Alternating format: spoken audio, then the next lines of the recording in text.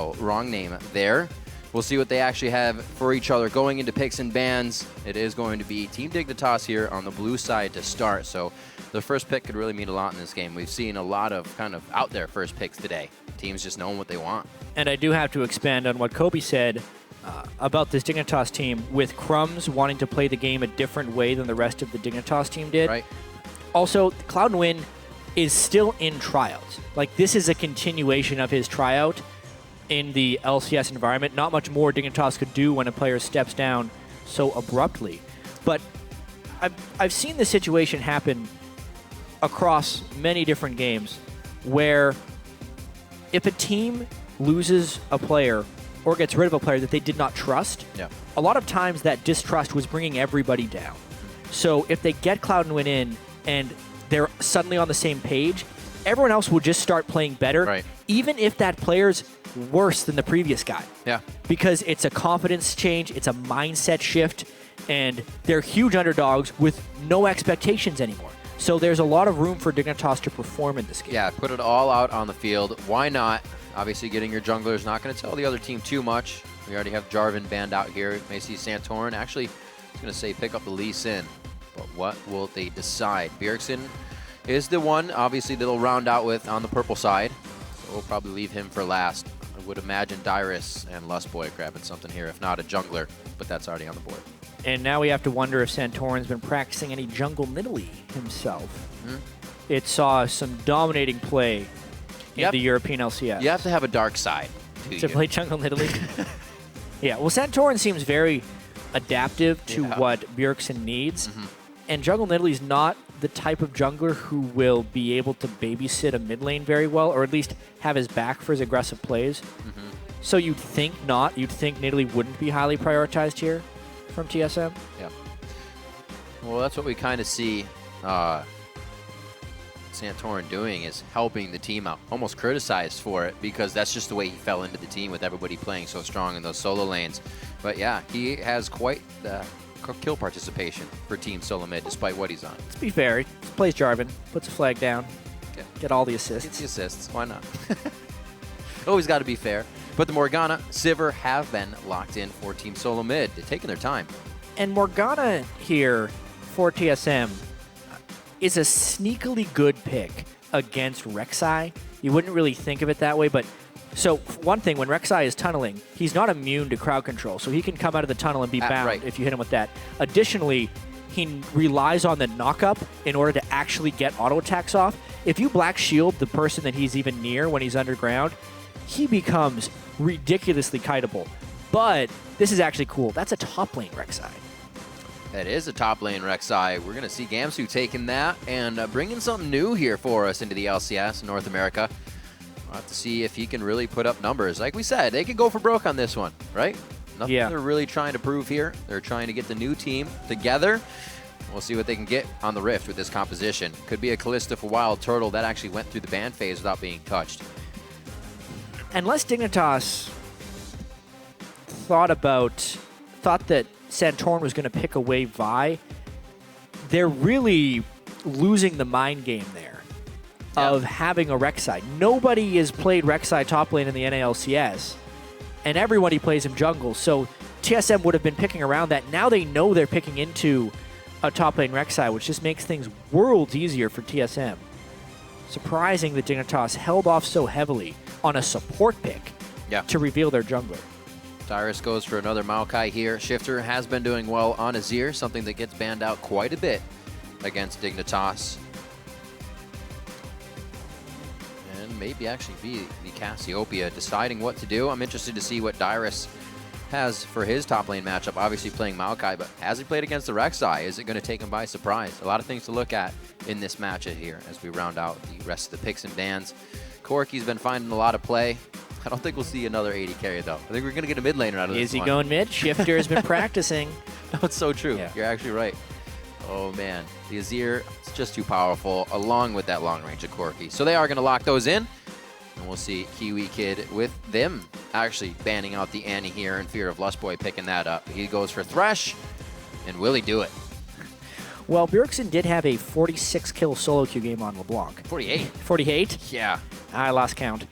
at some point. There were a lot. I actually didn't finish it. I was like, it's just going to start getting crazy from here. He could do it, though. Anything really on the board. Xerath is a relatively popular pick against that, but it does look like with the Sivir Maokai, TSM is going to want to be able to hard engage people.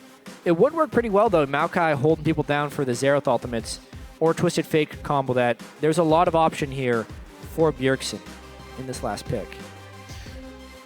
I wouldn't doubt the TF could be the one. His play style is much like when he first approached the North American LCS. Very high in making plays, brings a little solo QS back to his LCS stage game. But it's going to be the Xerath lock-in after all, even with that hover on being talked about to the team. So they stay safe on this as well. We've seen some great Xerath plays across the board in any region. So this is going to be a tough matchup for Shifter in the mid lane. And I've always liked Bjergsen Xerath in games that he doesn't necessarily have to hard carry himself. He's so good at that champion, especially in the laning phase. It'll be a fun matchup between Shifter's Azir and Bjergsen Xerath here. More so, it's just look at the Dignitas communication there. Cloud9 saying a lot here to the rest of the team. I really wonder how they're going to respond to this or how nervous he actually is.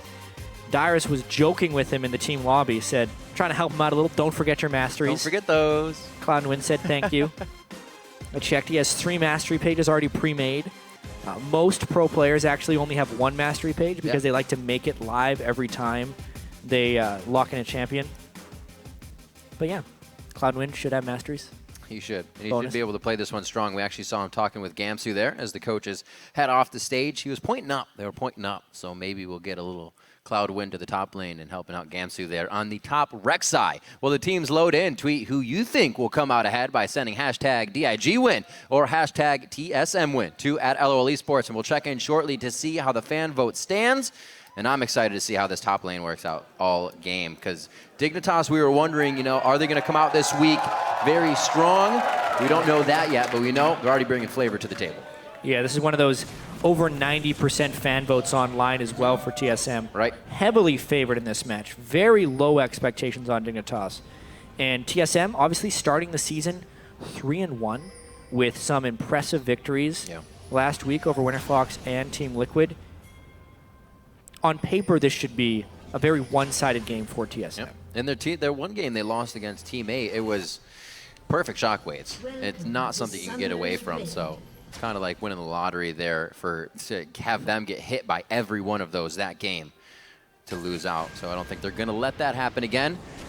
As we see a little bit of back and forth in the mid lane, we'll expect to see quite a bit of that. As the teams pan out, we did see a little bit of rotation, all of the members here hanging out in the brush for Team SoloMid down in the mid. We'll get you guys the news on why we're paused as shortly as possible. Does look like Cloud9 has a slight issue. I forgot my masteries. Not true. I want to check, Not actually. true. I want to check. Oh, yeah, you can actually see in character screen. Oh, no, the pause screen covers it up. Foiled. Yeah. Actually, what had happened is Cloud9's minimap was on the wrong side of the screen. Now, that is a toggleable option, but they are allowing him to fix it, obviously. Yeah. Just got to switch it over, and then we should be able to get back in the game.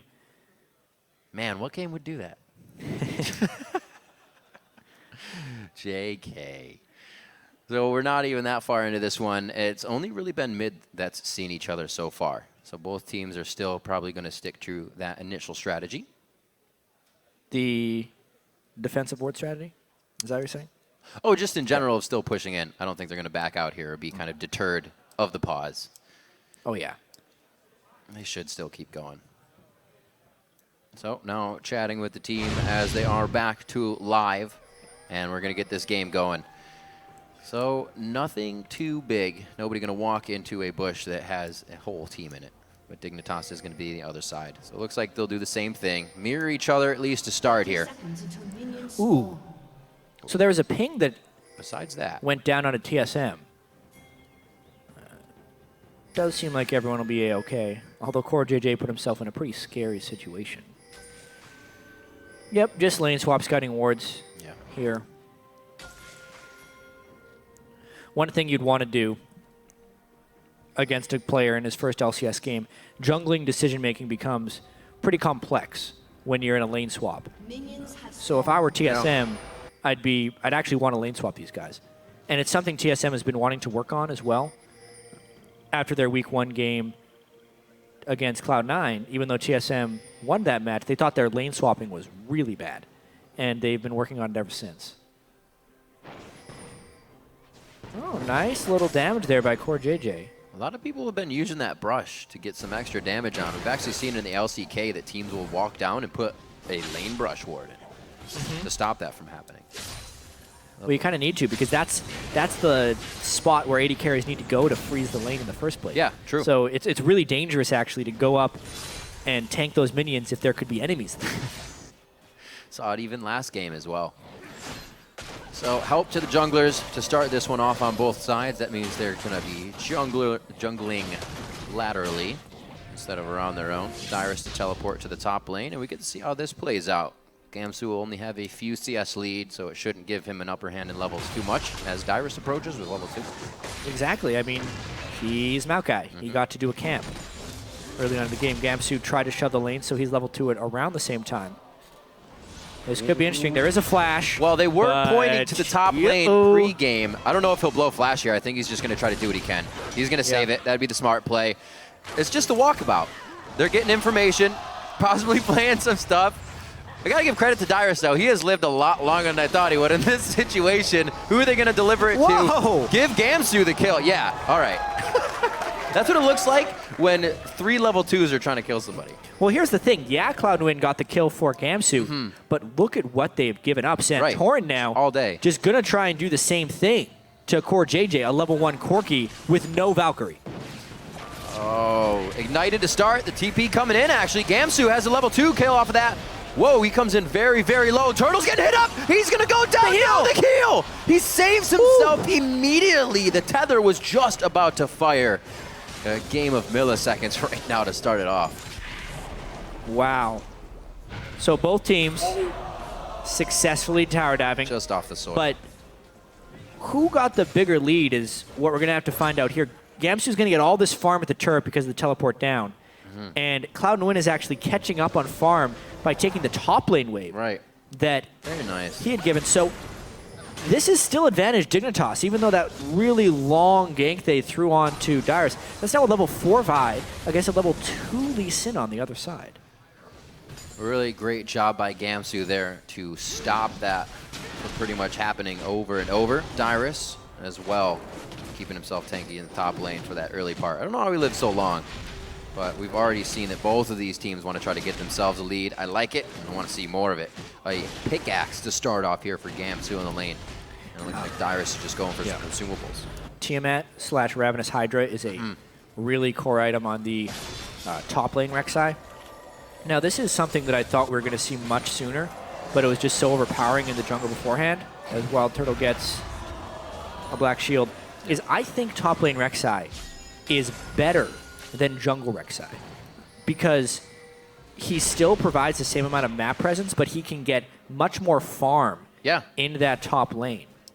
It was even better before the damage on his Q was taken down so much. I actually haven't seen it that much since the nerfs, since that was one of the big things that gave him the edge, is that he was just too good in straight-up melee duels, so anyone who walked in range of Rek'Sai would just instantly lose the trade. It's not as true now, but with the early kill, he might be able to assert some dominance on Dyrus. We'll just have to see. So true. She just shreds you apart, and like you were saying, more farm, almost has a double teleport if she keeps those tunnels in lane, so never really missing that CS, as you were saying, and can do this. And apologies to everyone if I call Rek'Sai a male again. She is a she. I don't think you did. Yeah, she is a queen. Those skills are all named after queens. Yeah, this is true. How could I possibly get that wrong? Cloud thinking that something may be happening in the bottom lane. He's just playing very safe for himself now. Wow. Good damage coming out of Gamsu there. Dyrus has to be pretty careful, but he's also getting those heals himself off of all the spells that Gamsu's firing off. So he should help, or it should help him to keep sustained. Looks like it's going to be left in this bottom lane. Win backs off to do Grump, or Krugs, I should say. But we are going to have Santorin now towards the top. He's on Krugs. You see the 85? Yeah, even the 15%. Twitter vote is super heavily on TSM side. And yeah, this is the sustain the top lane Rek'Sai has. He just has to auto-attack a few creeps, go underground, heal up again. Maokai has pretty good sustain in lane as well. So, not much you can do to push Gamsu out of that lane. But it will all depend on whether Gamsu can actually get a good tunnel network up, because that's when the pressure really starts going in, when he never has to go back to base. So what top lane Rek'Sai can do is he'll teleport bottom lane and then just ult back top lane with a tunnel network, never losing presence. That's the biggest thing that Rek'Sai has. He just applies a lot of pressure and presence to the game. It's definitely something that Dyrus will have to be aware of. You realize back in history, Dyrus would have a little bit of trouble with those teleports, and now he has to work with even more trouble in that area. Turtle on the bottom lane. There were some pings just recently from Dignitas onto Lustboy when he was hanging out in the brush, but they have not actually gone on it too hard. Yeah, I would say the bottom lane is swinging a little bit in favor of Wild Turtle. Bjergsen is doing the farm thing on Xerath. That's early game against Nazir. Not much more you can do. Whoa! Oh, they doubled up the shield as well. They may be able to get the crowd control that they wanted after this. Great job by Lustboy to beat the human shield there, but the play still hits. There's the summoner heal. He just got it back from saving himself earlier. This time he goes down. It could, however, be Lustboy coming up big on this one. The siege minion helping Core JJ could give him the upper hand. I don't think Lustboy can follow within these minions, and they trade 1 for 1. Yeah, getting a kill onto Core JJ is probably worth it at the end of the day. Kiwi Kid forever the martyr for his team when he decides to go in on those crazy initiations. Very aggressive, very risky play, honestly, because Lee Sin could have arrived for a counter gank at any moment, but he did not, and they get a 1 for 1.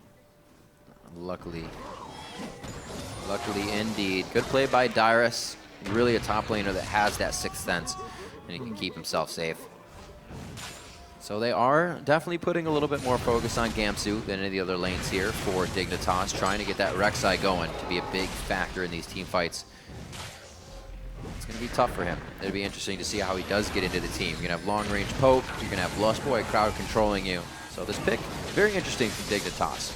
And we're also kind of seeing them grow as a new team here. So anything could be from them. Oh, Turtle again, taking a lot of pressure from Core JJ. A little bit of different style of play from him this game as well. Dignitas definitely seems to be taking more risks, which is something that they were unwilling to do. That shield should be down. Yep. Oh, if any of those spells landed, they may have had him. But to get back to that, Crumbs was very much about vision first. And the team wasn't necessarily good at getting the vision behind him and overly passive in many different situations.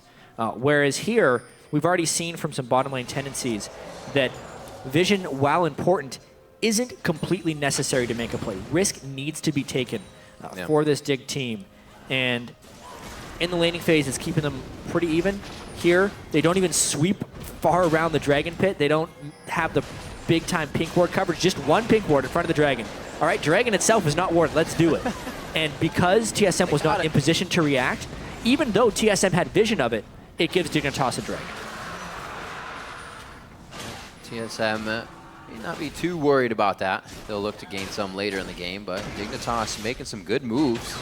You see Skirmisher Saber actually being picked up by Cloud Win here onto Vi. I've seen that a few times in the European LCS. Not too many junglers have gone for that item, though. Yeah, it's one of those, you almost think of it like a win more situation. If Cloud Win lands his Vault Breaker onto someone and then smites them, he's just going to win that fight regardless, but with the smite, he's going to do even more damage. Cloud Win. Yeah, Cloud Win with the win more item. But really, I'm surprised he didn't get the Chilling Smite. It almost guarantees that the Q lands on Vi. It is by far the most common pick. Maybe he's just worried about some really close duels he's planning on having later in the game against Wild Turtle, and he's going to need to diminish Wild Turtle's damage. He can still swap it as well. He hasn't finished that piece up. Still always go back to it if he wants to. We'll see what Shifter's trying to get in here. This is the control now. They're trying to use it and gain an advantage. Oh, sneaky Santorin right into Bjergsen, but Looks like he couldn't save himself here. Cloud1 gets out safely. Oh, one more shot. Still going Bjergsen, down. Bjergsen keeps himself alive, and Shifter can't put out the damage necessary just yet. He's now got himself in a bad spot, but dark passage to the light. Kiwi Kid helps him out. Definitely a much more active Dignitas team than we've seen yet this season. Just a bit. The deep jungle invade there by Shifter, who goes all in to try and save Cloud1 in the jungle. It doesn't quite work out. Bjergsen outplayed there with the help of Santorin, and they end up getting the 1 kill. I don't know about this fight. Dyrus have to force the flash. It's going to be the flash from Gamsu. He should be able to finish this one off, and he does so. Dyrus, I kind of saw that coming in the beginning, but he still tried to take the fight. Jeez, and that was with Gamsu sitting on 2,000 gold. He's going to be coming scary. back with a whole bunch more damage. We'll see if Rek'Sai gets to have a big impact on this game. Dyrus, that early gank sometimes sets him far behind. That's true. A lot of times when Team SoloMid would be playing against anybody, it'd be Dyrus, pre-6, go after Dyrus, take him down, hurt the team, and it looks like Dignitas is kind of taken to that this game as well. Definitely giving Gamsu a better one at that. We'll see this invade once more. Yeah, I mean, pretty heady play there by Santorin. He had the scout from smiting it earlier, so they get to see Cloud1, and then being able to queue back over the wall into the Bjergsen stun was huge. And this is where it got really interesting, because Bjergsen landing these spells, I thought when he opened up to ult, Shifter was just going to kill him with the soldiers, because Bjergsen ulted straight on top of auto-attacking soldiers, but he knew he had his heal. Bjergsen knew that he had backup coming, and he ended up having to burn his summoners for it, but he secured the kill, and then even burned an extra flash from Shifter. Really, whether it be early or not, his purchase of Scrying Orb helping to secure that kill with fast fingers, putting it over the wall and keeping vision of Cloud1. A little bit more falling in favor of TSM, but it hasn't given them anything in the area of a big gold lead. Only 400 there, still dragging over to Dignitas, and we've seen TSM, I think, what was it, 3 dragons to Cloud9 in game 1, and they were still able to come back. So it's not big to let those go. They're happy to do so. Morello Namicon finished up for Bjergsen. Maybe now with that Athene's finished up, Shifter could have put out some big damage. It would have helped a lot in that last fight. Almost. Definitely a more defensive item build for Shifter's Azir there. Needing to respect the poke from Bjergsen. Because basically, even though Morello Namicon is just great on Azir for so many ways, if he gets Maokai rooted and Xerath uses 3 ultimates on him and he has Morello Namicon, he's instantly dead.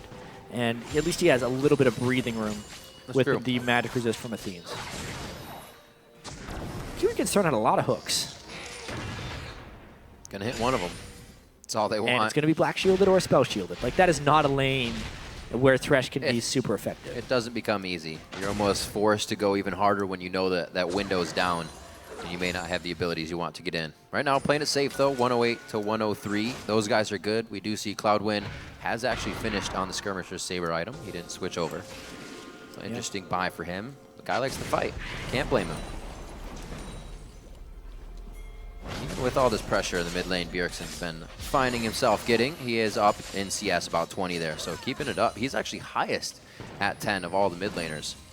Right around 87 CS. Next closest one, I think, is 80, 82. 87 CS at 10 minutes is really high. Yeah. He's been having a fun time this year. Still waiting for the pressure. Junglers are happy, just going through, farming it up. 56 to 61 in that sense. Not too many big things yet from Cloud1 on the Vi, the new jungler for Dignitas here, but definitely new for Dignitas in the way they're revolving around this game and playing their lane matchups. That's going to be the box! What a great play in the bottom lane. Soul Shackles doesn't even connect, and Core JJ makes a very appropriate Valkyrie out. Hey, you were saying eventually Kiwi Kid's going to land one. They get the black shield to be burnt on Wild Turtle. Kiwi Kid lands it, and it's perfect range to pull him into the box, which does much more damage than people expect at rank 1. Enough to burst down Lustboy. 250 magic damage from the box. Especially on the support. That's going to sting. Santorin, they're looking for something crazy here. He's just sitting on Raptors. Ward over, and he's going to kick Shifter right into his stun. Nope! So shifting sands. Actually, so that was the plan. Yeah. It just didn't work out that way.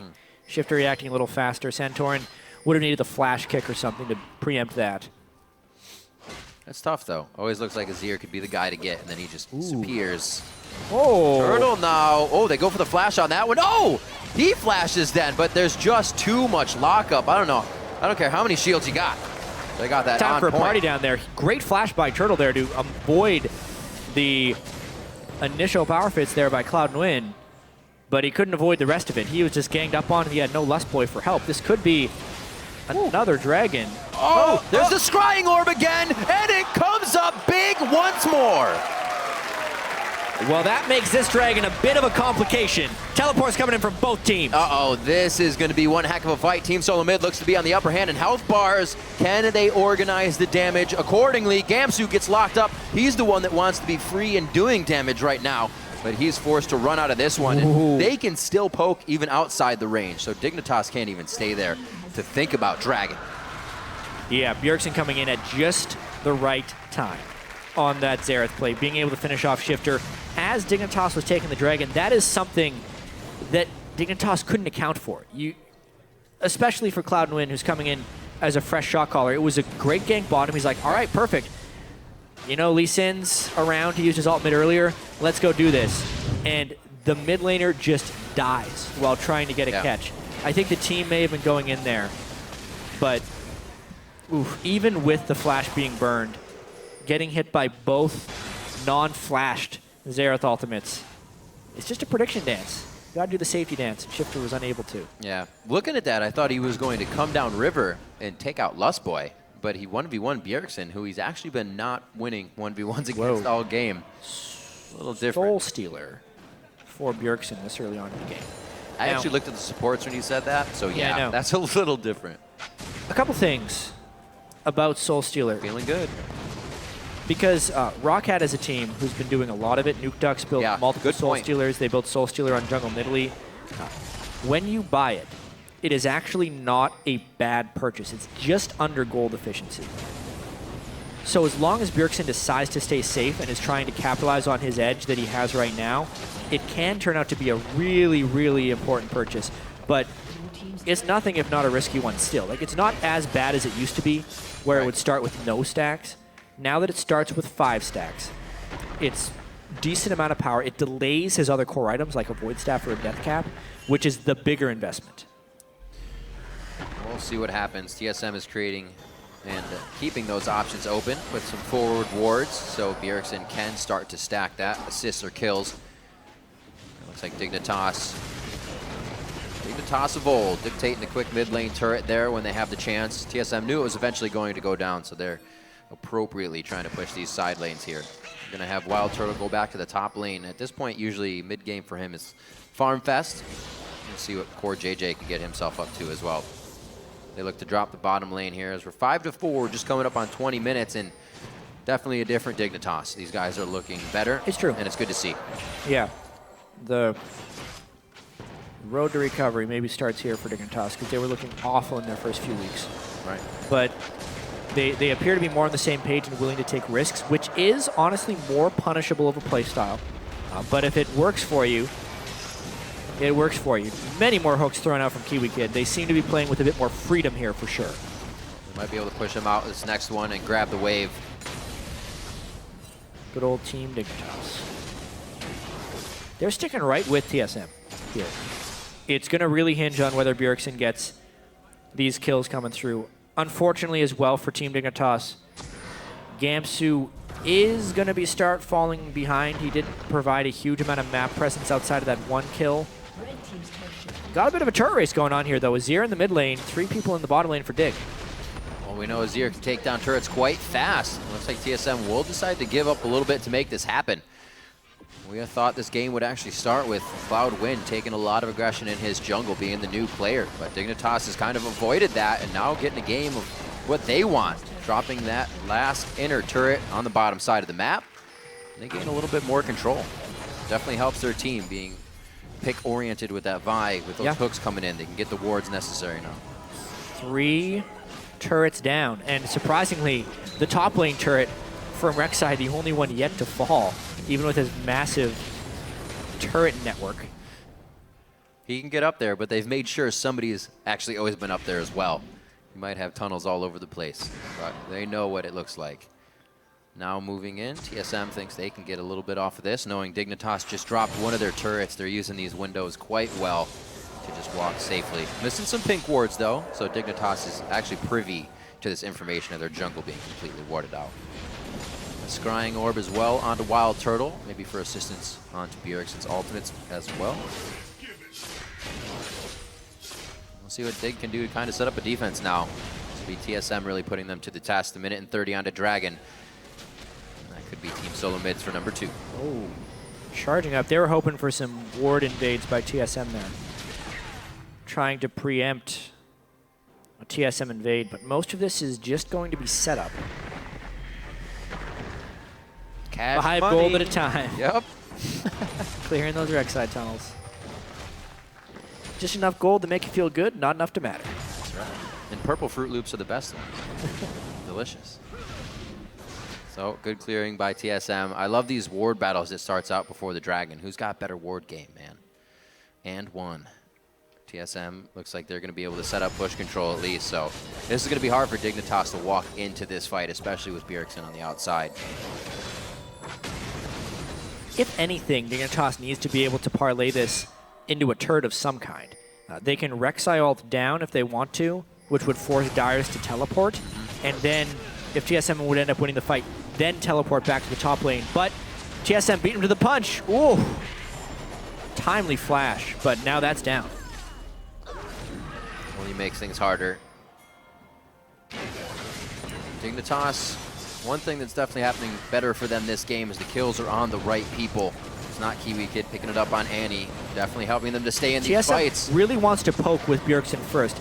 Bjergsen cannot get initiated on. If that would have landed, what? Now the Sivir ult, there's a flank potentially as well. Big fight coming in. He maybe didn't take it because of the spell shield that Lustboy could have given him. Cloud goes back in once more. Wild Turtle, he actually ults him on the shield there and hardly takes any damage. TSM getting the fight that they want. They dive back in. There's the right of the Arcane, only doing a bit of spread damage. Turtle's able to zone one more out. Shifter and Gamsu are just running back and forth, helping each other, but also trying to disengage in a chaotic fight.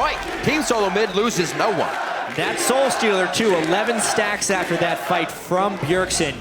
The fight just went right for TSM right there. Black shielding the Vi ultimate as planned. Maokai's target getting bursted by the Xerath just as designed. And TSM able to take the Baron after a very decisive fight in the mid lane. Picture perfect use of all the skills necessary. Very low, oh dear. I mean, they're good. Baron at 24. This is one of the differences between a team that has been playing together for a while and a team that just picked up a jungler. I mean, Kiwi Kid immediately burned. Cloud&Wind trying to get the right initiation. I'm sure they had planned, all right, everyone burst the target I hit, but it just didn't work out that way. The tank came in from the backside from TSM, locking down onto Dignitas' priority targets. Right.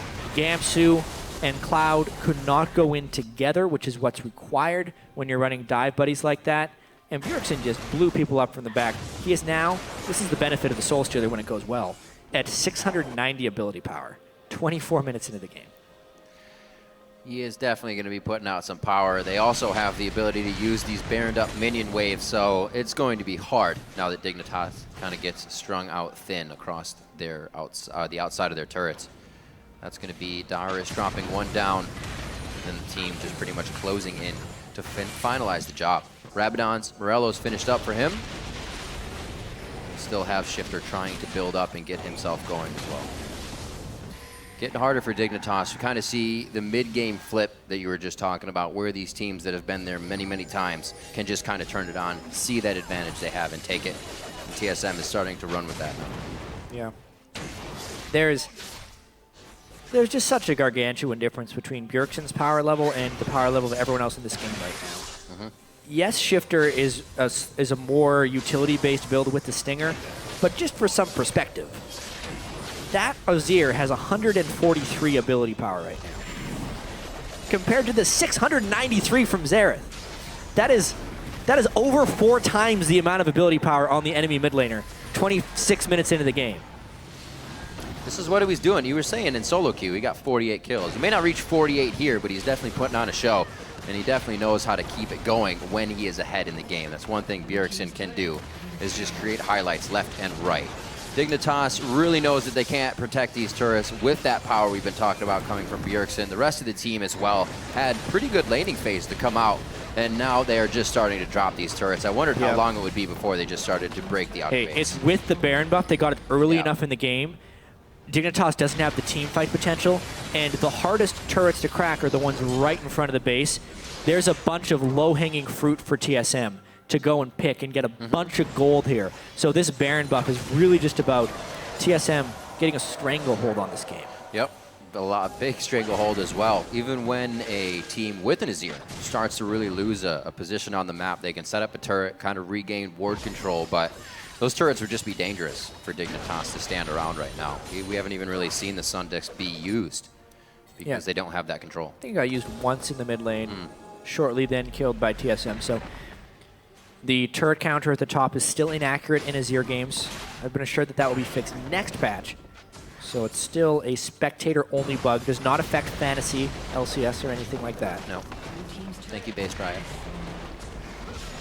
Keeping it safe. So TSM putting the final touches on the outer turrets in the game. Really one of the more organized teams we see when they have a lead. TSM will pressure that and do things quite calculated and accordingly. Waiting for the wave. They don't seem to get antsy or put themselves in a bad situation. Bjergsen using that power from the outside, just pretty much 15% chunks coming off the health bars. And Gamsu finally grabbing that top turret. Yeah, and those are shots through the turret shield as well. Indefensible turret there for Dignitas, losing their 6th turret of the game. So they are going to have to react to Gamsu. He's got some damage and he can take down these turrets. Also can Void Rush back. Maybe this is where it starts to come into play, where they can spread Team SoloMid out thin. They just have to be careful they don't catch a 5v4, because that's going to look pretty grim right now. Coming up on 30 minutes. I think he's going to sell out for this turret. Oh, will he? Burrow! Yeah. Burrow to safety! Alt away! Darius, wait. I think Darius was saving his ground control. Yeah, Darius was always saving his Arcane Smash, just in case Gamsu tried to ult away. And he's done. Oh, plays! The plays. Sapling for the vision. He's a pretty fast Rek'Sai, though. This might be a fight! Oh, he can pull him in the team! That's the flash! The Soul Shackle comes in, and they may have just baited themselves into a fight that they don't want, trying to protect Gamsu. What a run he had, but it was finally stopped. Arcane coming out, and he just dodges the last one. Shifter gets out safely this time. But man, what a fight, and it just shows TSM's catch power as well. Yeah, I definitely appreciate the effort there from Dignitas. Gamsu, really hard man to kill there on Rek'Sai, but even when Azir came in for a beautiful wall against the side of the map, there just isn't enough damage out from the rest of the Dignitas team, and far too much from TSM. Sivir ult, Sivir Ricochet, and of course, the now 13-stack Soul Stealer Xerath. Pretty effective, that health gain. Spirit Visage on Rek'Sai as he dives into the ground. Kept him alive. Very tricky. He does get taken down, though. Flash was burned on that, so it's going to be hard for him to get in and do a Rek'Sai initiation that we see a lot. Now he can somewhat just be walked away from. Becomes a little bit more difficult. Leave it up to Dig to get the initiation they want. Maybe these hooks to come out from Kiwi Kid. They do have a few of the wards necessary to make that happen, but they don't have too many people they can really grab. Yeah. They're going to be shielded, or you're getting a Dyrus, and you don't want that. And depending on where Bjergsen positions, it's really difficult. Wild Turtle has a spell shield. If they could somehow catch Bjergsen and then kill him before he can get his combos out, then maybe they can win the fight, because they just have to deal with the AoE damage that Sivir is putting out. They're pretty impossible scenarios in which Dignitas actually wins a team fight here, though. So what happens kind of in a perfect world? Does Cloud9 get the ult on Bjergsen, or does he have to focus somebody else? I think in a perfect world, they somehow hook Bjergsen and almost burst him down with Corki, and then they can ult Wild Turtle for the shutdown afterwards. Okay. The hook onto Dyrus. Good amount of damage there. The flash hit. Whoa. They went very hard onto Dyrus. That means Cloud9 gets exploded immediately. And the front end damage that should have gone to a squishy is used on the tank. And Dyrus still stands with just about the same HP. Sun Disc will go out, but it's only going to stop them for a slow time. And that may just be Baron.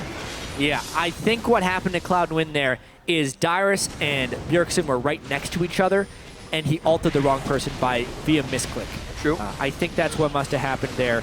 Now they 5-man, another Baron. Dignitas going to try and take Dragon as a consolation prize. That's big, too. Dyrus comes out of base, home guarded on the teleport, so he's completely full health, even if they get rebuttaled on. Dig will pick up the Dragon, try and band-aid what has been happening. So that is on the way to 5, but number 2 isn't really going to change the game for you right now. They pick up Blue. See this one more time. You're right. Yeah, look. I think you're right. I think he tried to flash and get the knockup on Bjergsen, but Bjergsen was quicker with his reaction time. Kobe's a big-time buy player. He would have said to try and Q and then flash because it'll extend the power fist with your flash, and it's harder to react to as Bjergsen. But who knows? Even if he gets that catch, I still think Dignitas loses the fight. Uh-oh. Run away. He's still... okay. I was going to say, still quite slowed, and Dyrus could do that quick enough for Santorin to come in. They have a lot of catch, as I was saying before. If Dyrus hits somebody, Santorin safeguards in Bjergsen from the back, and the speed of Sivir. So Dignitas knows they cannot afford to even be slowed here in these engagements. That's Lost Boy. That's huge. That's going to be big. A good flash out, though, is he cannot follow up with the damage. Oh, man. They have Santorin on the other side, but it's not going to do him too much here. Even Shifter, a little lack of damage as he was not able to get going this game. Good dodges, though. However, now with Boots 2 in, that becomes a little bit easier, but their base is getting taken down. That's what it's all about. Too little, too late with those dodges. The base gates will not save them against Lee Sin and the artillery shots of Xerath. Half a Shifter's health with 1 Q. So Team SoloMid working the advantages when they had them, going around the horn here, taking down all the turrets on the map as they now enter the base. This is going to be the second inhibitor to go down. 14-5. We're just 33 minutes in, and they have a 13,000 gold lead. They'll be back soon. With even more goodies from the item shop. Yeah.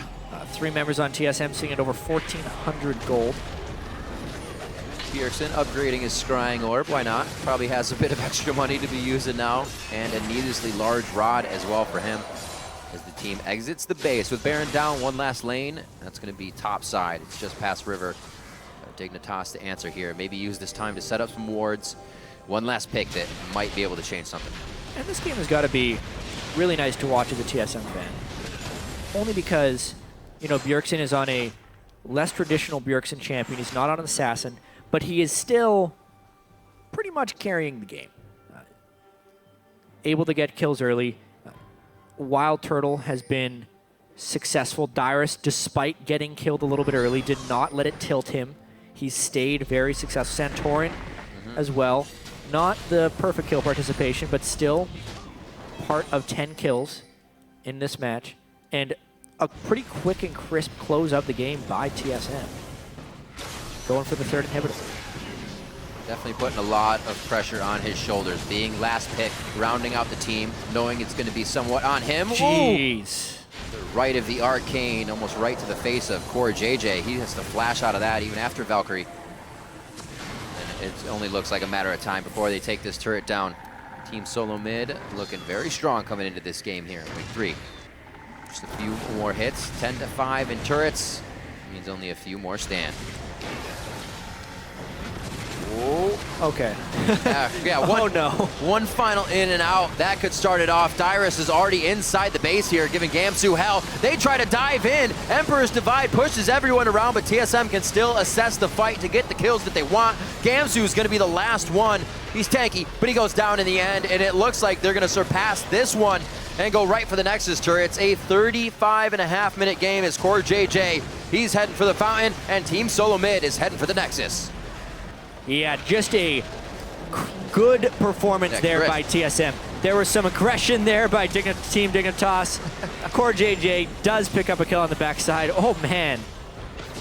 TSM getting a little bit greedy here. A little crazy on this one. They're leaving it up to the back line to take down the Nexus. It does go down. And it's going to be 18-6 as Team SoloMid takes down Dignitas. Yeah, not today as far as upsets are concerned. Right. Team Dignitas having to overcome a lot of adversity before this game. Their first game with Cloud&Win, not an entirely disappointing performance. Team Dignitas did show some signs of life. with more aggression in the early game, but they just couldn't deal with the expertise from Team SoloMid. 2 players on TSM go deathless this match, Santorin and Bjergsen. The dynamic duo of the mid lane, picking up a kill on the 2 of them in a jungle invade counter, and then making the gamble for that Majai's Soul Stealer that just crushed the rest of the game, reaching 20 stacks by the end of it. Yeah, who would have thought that it literally was going to be the next 5-on-5 fight that he either got all kills and all assists from. That's exactly what you don't want to have happen when the Soul Stealer comes out on your... The Soul Stealer dream. It's like, if I build this item, I'm just going to get a bunch of kills. And it actually happened. A bunch of kills indeed. And I'd mentioned it before, we do see that Dignitas is showing signs of life. But we compare them, to some of the new teams coming in here. Look at the mid laners. Bjergsen, Slushy being new. These guys that make plays. I think Dignitas needs that from the mid lane. Shifter is there, and usually we see him get the triple kills, but at the end of the fight, I think they need to put their foot forward and just be Dignitas again. Take the fights from some of the solo lanes and not just on the support engage. Well, if there's anything about Team Dignitas, it's when fans lose the most hope in them is when they suddenly start performing as well. It is a long LCS season as well. We'll see if they decide to go with Cloud9 as the jungle. But, I mean, the story here is really more about Team SoloMid. And they are now temporarily alone in first place. 4-1 in the NALCS. CLG will play later today to try and match that. Gravity, of course, lost the first match of the day. And it's maybe this new look TSM. They didn't look great at IEM San Jose, but that doesn't matter when you get to the NALCS season. And a lot of people wondered what TSM was going to be able to do this season. With Santorin at IEM, it was shaky. And a lot of people were like, nobody's scrimming, what's going on? But we've always heard people, or the teams, I should say, go, our scrims aren't going so well, but we'll do good on stage. It's like you do bad throughout the year funny, and then you actually, ace the exam. Yeah, it used to be the teams would always say, we're winning like 90% of our scrims. Right. You go talk to the other team, we beat them like 90% of the time. And now it's almost because all those scrim results would create really large expectations, and all these guys are trying to downplay their expectations. Scrims are not going well. I wouldn't expect too much out of us this week. But then they go and perform well. Who knows with those scrim results? It's all in their mindset. They just got to trick themselves into making it their game and making it happen. But as we see, Team SoloMid, like you said, not a share of first place to themselves, which could be shared later as CLG takes on Winter Fox. But right now, the team to beat, the team to look at if you're kind of looking for strategies, ward control, and overall regular, just solid compositions. They're not trying to bring out anything crazy. Their picks and bans are solid, is pretty much what I'm trying to say. And then they can go through with a level game. They don't have to go crazy because they know the strength of their team. Yeah, it's going to be an interesting progression from them. Last year, before they picked up Locodoco as a coach, and before they got Lustboy in as support, they were not in a good place. And the thing about that team is as the regular season progressed into the playoffs, they were getting better and better and better. They weren't happy with their Worlds performances. And you can still see it's clearly a work in progress. Like, they are very vocal themselves about the things they need to work on. They need other people to carry other than Bjergsen. They need to play lane swaps better. Their early game warding needs to be better. But every time TSM fixes one of these things, it's fixed for the most part. And they continue to improve and try and create a more and more seamless game, which makes them a really strong proponent of these NALCS games. They're the team that always beats the teams worse than them. Because TSM doesn't necessarily have those really bad games because it's such a methodically constructed way that they play. So if they can ever get to the point that they're playing at that baseline level and it's better than everyone else, they'll almost never lose, which is kind of a scary thing.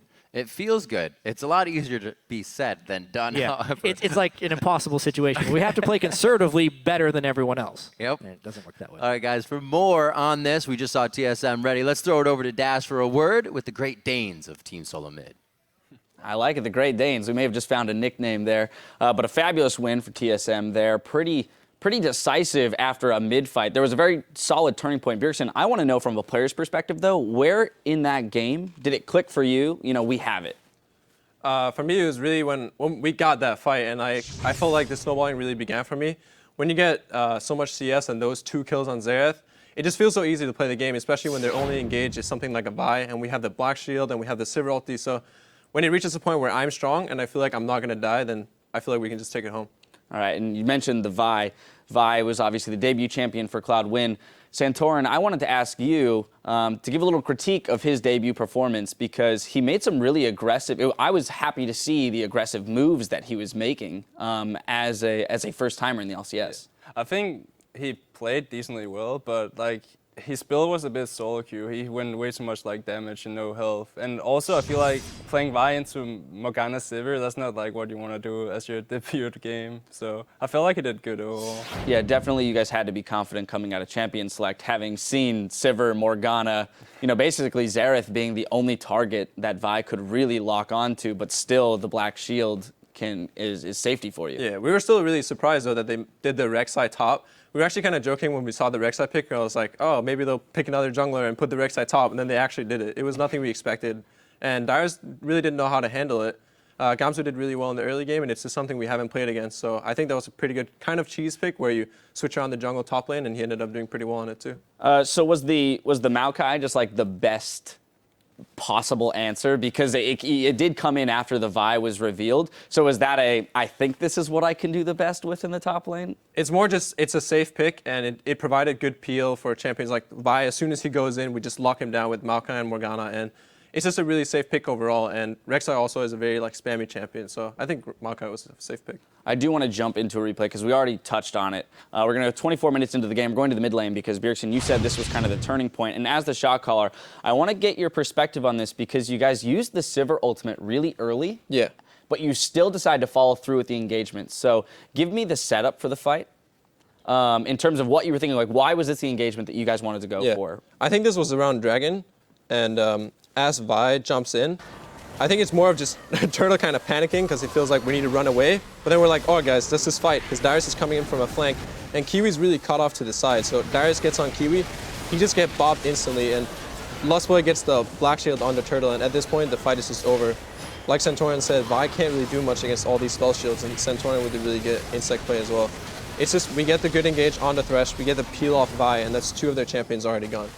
Yeah, and yeah, this, as you said, was kind of what secured it for you guys, gave you the gold lead you needed, and also put you in a position with the confidence and shot calling you needed to win the game.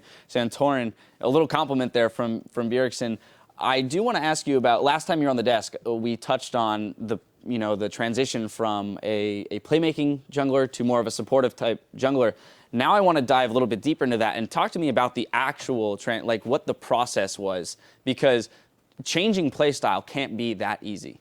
Yeah, in the start it was really hard because I always want to go into the enemy jungle, try find the other guy when we want him, but it's on this team it's more about scaling and going to late game. So I'm just warding up. If I can get into the jungle, I'll get it and get wards in there, but it's not like I'm just gonna go 1v1 every single time in the jungle as I did beforehand. So that's one of the hardest things I had to adjust. Well, you haven't died in 3 straight games, so I have to say you're doing it pretty well. You as well, Bjergsen, 0 deaths across the board, barring 1 game, but very solid KDAs coming out from both of you. Do you find too, Santorin, that being on a team of veterans and with a coaching staff that is so proven at this point, much success found in the summer split under Loco Doco's tutelage, that you have the structure and the building blocks to grow and evolve better as a player in this team than any other? Yeah, I feel even if we have some days where we struggle and stuff, I feel we take it really slow. We're just it's gonna be better. We know how to build up again. So I never feel like we don't know what to do. If we have a bad game, we always know what happened. Whereas on some other teams I played on, we didn't know what happened, and we just it's just a bad game, go next. So that's one of the biggest parts for me, at least. Yeah, I think one thing that's really good about having such a coaching staff is that we always know how to come back. If we feel lost in practice, we always figure out what it is we need to improve on. We watch our replays, we have analysts watching other regions, locals watching other regions, and we just have we always know how to practice. If we're lost, we always know how to come back. I think that's really good when you're in the LCS. All right, I do want to talk a little bit about the fact that we're watching the early game kind of evolve back towards this lane swap that we saw a lot in the summer split, which means that the middle lane is put on an island. And you find yourself in 1v1s quite often. And again, as evidenced by score lines and your guys' record so far, you're doing just fine on your own in the middle lane. What do you attribute your success to in those 1v1s? 1v2s can go either way. they're the island, like you said, and they just do 1v1, or it's just where everyone keeps ganking all the time. So it really depends what kind of team you're playing against and where they really put the early pressure. But I think learning the 1v1 is just playing a lot of solo queue. Like, you play the 1v1 constantly, and you learn all the matchups. And when you know the matchups by heart, you know when your power spikes are, when you need to play aggressive, when you need to play safe. And I think that's really where I learned the matchup, is that I've just played so much solo queue throughout the years. In those 1v1s, looking under the scope of the LCS, which player on your opposing teams gives you the most trouble? I think right now, the players I have the hardest against are probably Link and ProBelter. They're both really good players. We've been playing against CLG a lot lately in scrims, and I think Link is definitely playing really well. And I respect him for his playstyle, because he plays a different style than me, so I can look to his style and see how I can transition into that style as well, and I can play that way too. And then same thing to you, Santorin. From a jungle perspective, when you look across the board on the 10 teams, who do you, kind of feel those nerves when you're going up against in the jungle? Like in the Cloud9 match, I really felt against Meteors, because he's, like, I've seen up to him beforehand, and I feel like he's a really strong jungler. But also, I feel like Xmithy is actually doing quite well in scrims, and I feel like he's going to be one of the guys I'm going to look to play against next week. All right, well, again, congratulations, guys. Another fabulous win for you, bolstering that record. The Great Danes. There is more League of Legends action coming your way. When we come back, Team Liquid will take to the Rift against Coast. Stay with us.